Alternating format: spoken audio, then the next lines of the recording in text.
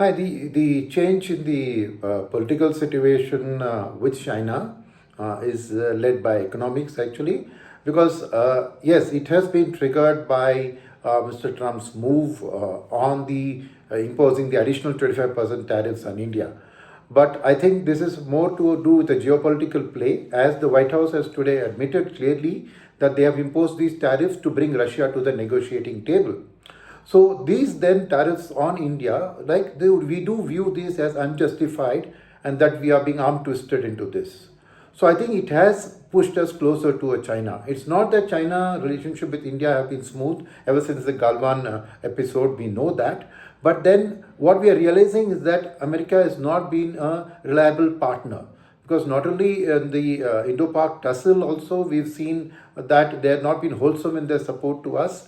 So I think, in a way, the world's geopolitics is turning. There's a new world order coming through, and uninadvertently, the BRICS is getting strengthened now between Brazil, Russia, India, China, and of course South Africa there. So this move from China to soften its approach towards India, and India also reciprocating by Mr. Modi visiting for the SCO, and the External Affairs Minister of China already visiting India, meeting with Mr. Doyle on the security side, as well as talking to Mr. Modi. So clearly that there is a thaw in the relationship, and India is also putting one step closer as China moves closer.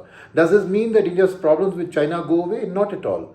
But it's a realpolitik world. Now you see that there are no permanent foes and permanent friends. So US is opposed to Russia because of the war, but they're buying a whole lot of uranium and other stuff from Russia.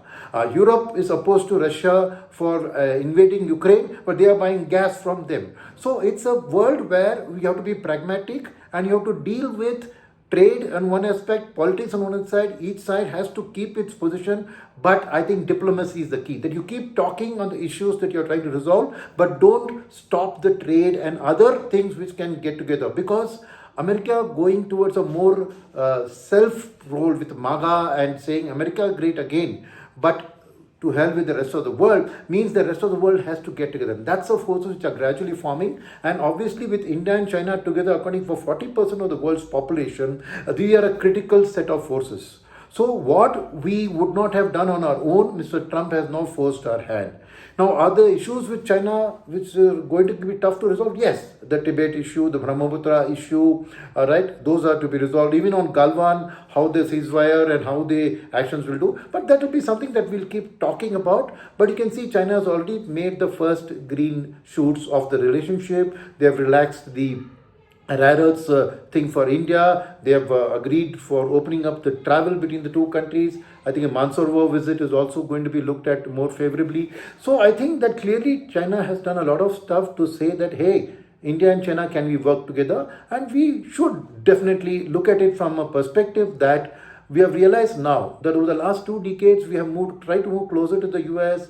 So Donald Trump has talked about his friendship with the Indian Prime Minister and all of that. But when it comes to the crunch, we realize that there's nobody who can be relied on. Of course, Russia has been very reliable partner for us, that we should not forget. So to that extent, India and Russia are always going to be close. Russia and China are obviously closer because of the US factor. So now the tripartite bloc of Russia, China, India, right? And Brazil also joining in, because again, Mr. Trump is acting in with punishing 50% tariffs on Brazil. Means these 4 nations are now going to come together, work together more closely. And I would draw attention to the fact that India has now permitted and written to all the BRICS countries that we can do a rupee trade between the countries, not necessarily on dollar. So clearly this is part of a realignment of geopolitical forces. So whatever issues India have with China, we'll continue to keep them on the negotiating table. We can't wish them away. We don't bury them under the carpet, but we keep talking and we keep discussing. But there's a huge amount of trade. India imports its highest amount from China already, despite the Galwan matter. So clearly there is scope for improvement, and China can benefit by taking advantage of the Indian labor supply and the Indian cost of production, cost of labor being much lower than China. China is about $4.2 per hour manufacturing cost. We are only at 1.6. So both of them working together, some of the activities can be made in India, some can be made in China, and then re-exported to the wider world. So I think that this is an extremely lucky move for us, like they say, that a blessing in disguise, that Mr. Trump's 50% tariff and the use of his language, which has not been well received in India, like obnoxious and calling India a dead economy. I think they have not endeared him to the Indian public or to the government in power here. So this has been a realignment now forced upon us, but we have grabbed it with both arms and have made our steps. And I'm sure that this will lead to a new